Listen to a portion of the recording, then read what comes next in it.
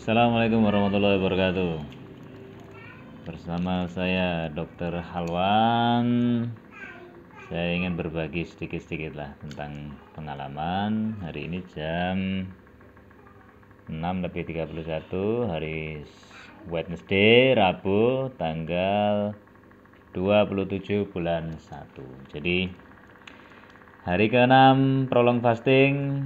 Jadi 1 hari lagi. Besok hari terakhir dari prolong fasting ya.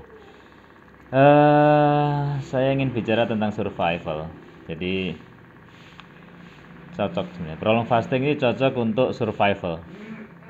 Jadi tentara yang harus latihan di hutan beberapa hari gitu dan harus berlatih survival. Teman-teman pendaki gunung ya, yang kadang-kadang memerlukan survival. Teman-teman yang punya kesibukan yang ekstra sehingga kadang-kadang untuk makan aja lupa, kadang-kadang itu bagus sekali prolong fasting. Jadi, dan saya sendiri ketika saya harus memiliki aktivitas yang tinggi selama beberapa hari, kadang-kadang saya juga prolong fasting. Jadi dengan prolong fasting itu kita udah tidak memikirkan lagi tentang makanan apa yang mau kita makan. Jadi kita hanya berbekal minuman aja ya, minuman yang dianjurkan untuk prolong fasting ya. Ya, kalau saya sih setiap hari selalu sedia air sop sama infus water, itu selalu sedia. Jadi itu semuanya untuk memenuhi kebutuhan vitamin dan mineral. Kemudian bisa ditambahkan dengan garam, atau kita juga konsumsi garam. Kalau tidak ditambahkan dengan garam, ya garam Himalaya atau sea salt, garam laut, yang masih kalau orang Jawa bilang garam gerasa itu ya, itu lebih bagus. Itu dikonsumsi langsung dikunyah beberapa ujung sendok, itu juga bisa gitu. Jadi ketika kondisi prolong fasting ini, tubuh secara smart, secara pintar itu akan otomatis menggunakan lemak sebagai energi. Jadi kita tidak perlu lagi menggunakan gula, menggunakan karbohidrat sebagai energi. Jadi ketika tubuh itu membutuhkan energi, ketika otak itu membutuhkan energi, ketika jantung membutuhkan energi, semuanya akan diambilkan dari cadangan energi yang kita miliki, yaitu dari cadangan lemak, dengan proses yang bernama gluconeogenesis ya. Gluko itu gula, glukosa, neo itu baru, genesis itu pembuatan. Jadi membuat gula dari bahan yang baru. Nah, bahannya apa? Bahannya untuk gluconeogenesis itu bahannya hanya ada 2, yaitu protein dan lemak. Protein dan lemak. Ketika kita fast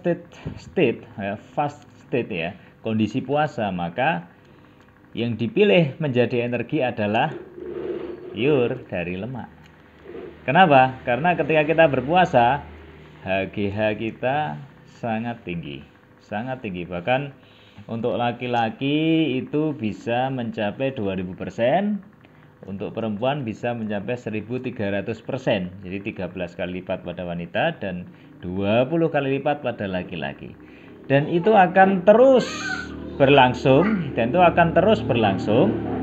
Nah, jadi HGH itu kadarnya akan terus seperti itu sampai kita akhirnya makan. Bayangkan ketika kita berhari-hari tidak makan, berarti HGH itu akan tinggi terus, seperti itu. Tinggi terus ya. Dan HGH kita tahu sendiri fungsinya sangat banyak sekali ya. Repair organ, perbaikan sel, regenerasi sel. HGH itu juga salah satu hormon yang fat burning machine. Jadi HGH itu hormon yang sangat mendukung pembakaran lemak sebagai energi.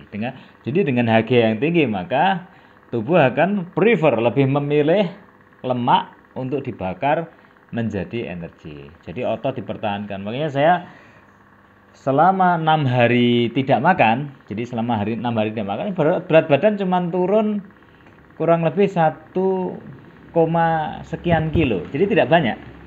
tapi lemak berkurang sangat banyak.